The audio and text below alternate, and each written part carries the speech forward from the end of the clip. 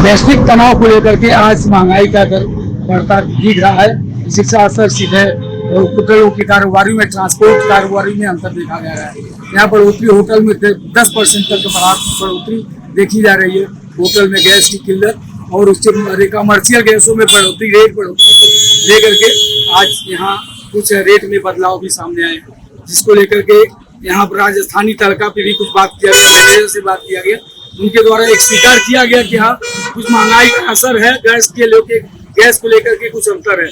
वहीं ट्रांसपोर्ट से जो रामकृष्ण मिश्रा द्वारा बताया गया कि दिक्कत तो बड़ी आ रही है, लेकिन फिर भी देश के हित में हम कुछ भी झेलने को तैयार हैं।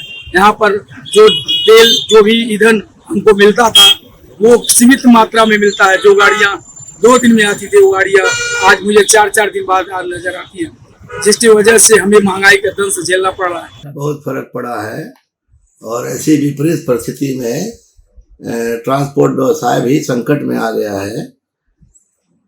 टोल भी बढ़ गया है और डीजल के रेट बढ़ने से बहुत बड़ा संकट आ गया है। गाड़ियों को डीजल नहीं मिल रहा है। जो 2000-3000 किलोमीटर गाड़ी यात्रा कर रही है उसको प्रत्येक पंप में केवल 5000 का डीजल मिल रहा है।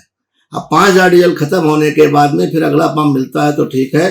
जो यात्रा हमारी 3 दिन में संपन्न होती थी वो आज इस समय 8 दिन में हो रही है और ड्राइवर परेशान है।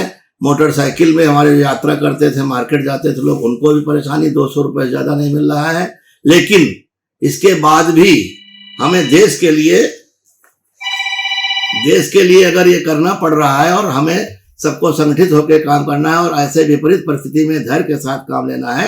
व्यापार तो संकट में है लेकिन इतना नहीं है। देश से अधिक अपना व्यक्तिगत स्वार्थ नहीं है। इसलिए देश हित में सबको हम अपील करते हैं अपने देशवासियों से कि संकट की घड़ी में भी हम लोग साथ दें और सब लोग मिलजुल कर करें। ये भी समस्या समाप्त हो जाएगी, ज्यादा दिन की नहीं है। ये भाड़े में कुछ अंतर पड़ा है? भाड़े में बहुत अंतर पड़ेगा। भाड़े में हम लोगों का अंतर पड़ गया है। व्यापारी अभी बढ़ाने को राजी नहीं है, लेकिन भाड़े में भी अंतर है, कमाई में भी अंतर है। हम लोग बराबर में कर रहे हैं लेकिन सेवा तो करना है, कर रहे हैं। प्रॉब्लम तो है लेकिन प्रॉब्लम को भी धैर्य के साथ काम करके निपटाना है। क्या नाम पड़ेगा आपका? रामकृष्ण मिश्र, मैं अध्यक्ष हूँ व्यापार मंडल ट्रांसपोर्ट नगर का, व्यापार मंडल का। और समाज के प्रति सबकी जिम्मेदारी बनती है, केवल अपना निहित स्वार्थ न देखें। इस समय ऐसे संकट में देश के साथ खड़े हों और धैर्य के साथ काम लें।